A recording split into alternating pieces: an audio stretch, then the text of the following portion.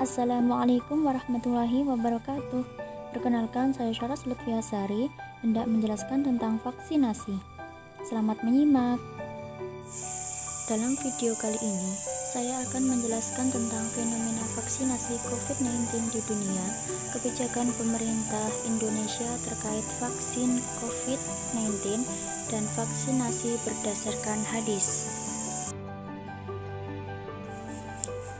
Fenomena vaksinasi di dunia. Hingga 1 Januari 2021, sudah sekitar 50 negara di dunia telah memulai vaksinasi publik untuk melawan COVID-19. Dalam hal ini, Cina menjadi negara pertama yang melakukan vaksinasi pada warganya. Israel dan Uni Emirat Arab adalah dua negara yang saat ini memimpin dalam cakupan vaksin COVID-19. Kedua negara ini telah melakukan vaksinasi COVID-19 terhadap kurang lebih seperempat populasi mereka.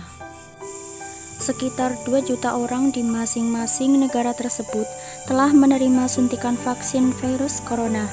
Selain kedua negara ini, Inggris dan Norwegia juga telah menargetkan program vaksinasi COVID-19 pada kelompok berisiko tinggi. Inggris dikitnya telah memvaksinasi lebih dari 4 juta orang, sebagian besar adalah tenaga kesehatan dan orang tua, termasuk mereka yang tinggal di panti jompo. Sementara Norwegia telah mengimunisasi sekitar 40.000 orang yang semuanya tinggal di panti jompo.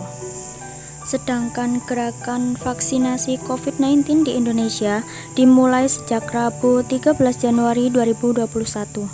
Presiden Joko Widodo menjadi orang pertama yang disuntik vaksin di Istana Merdeka, Jakarta Pusat. Vaksinasi kepada kepala negara ini sebagai tanda dimulainya program vaksin COVID-19 di tanah air. Hasil awal vaksinasi COVID-19. Israel termasuk negara pertama yang melaporkan hasil dari efek vaksin yang diberikan kepada orang-orang di luar uji klinis.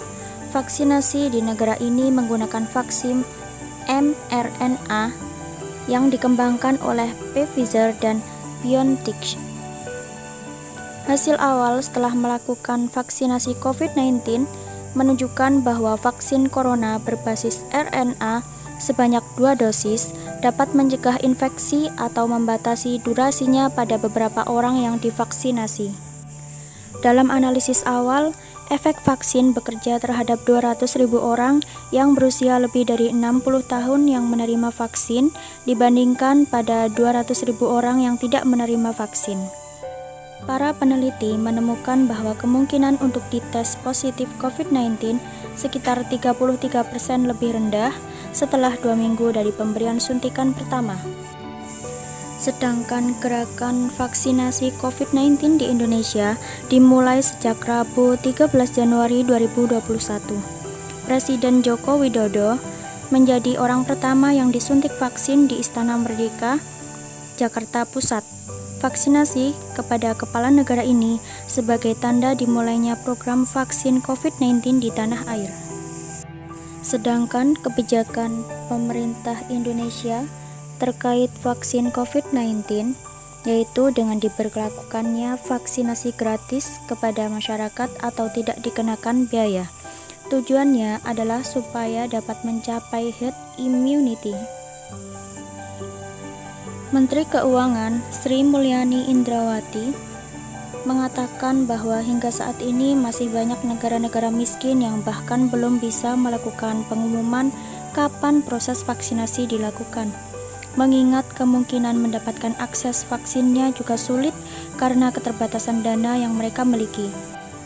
Oleh karena itu, Indonesia beruntung karena telah bisa mengamankan suatu jumlah vaksin yang dibutuhkan untuk bisa mendapatkan apa yang disebut herd immunity. Lalu, bagaimanakah vaksinasi menurut hadis?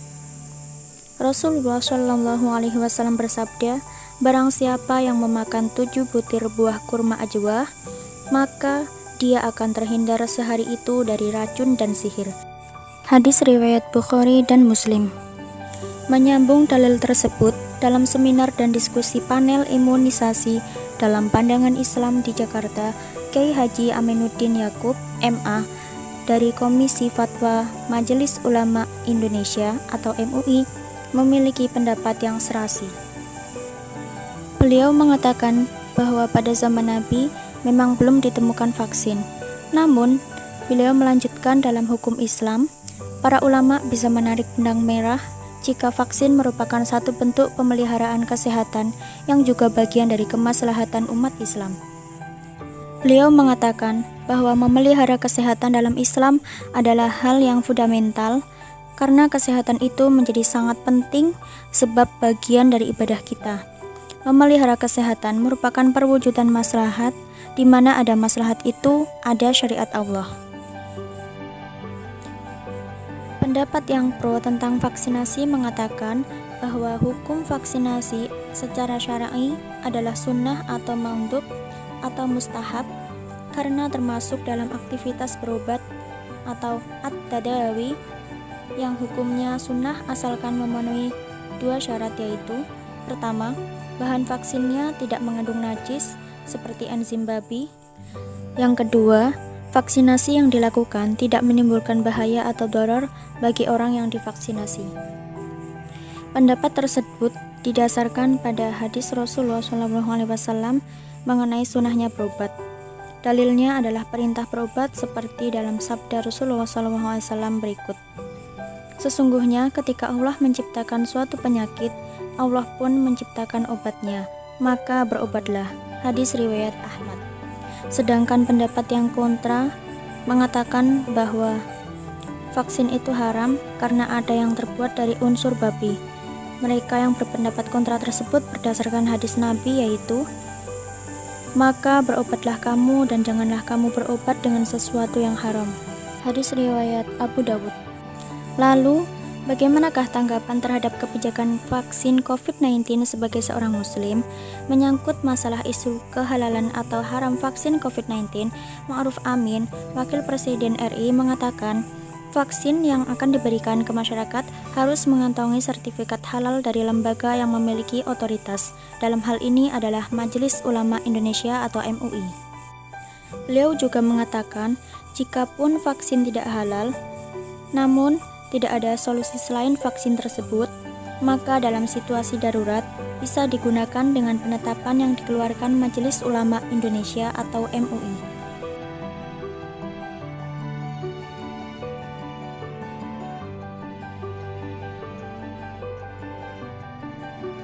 Lalu, bagaimanakah tanggapan terhadap kebijakan vaksin COVID-19 sebagai seorang muslim?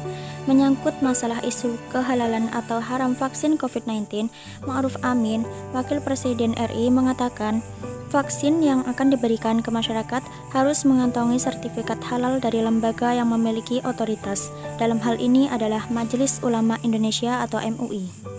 Beliau juga mengatakan, jikapun vaksin tidak halal, namun tidak ada solusi selain vaksin tersebut, maka dalam situasi darurat bisa digunakan dengan penetapan yang dikeluarkan Majelis Ulama Indonesia atau MUI.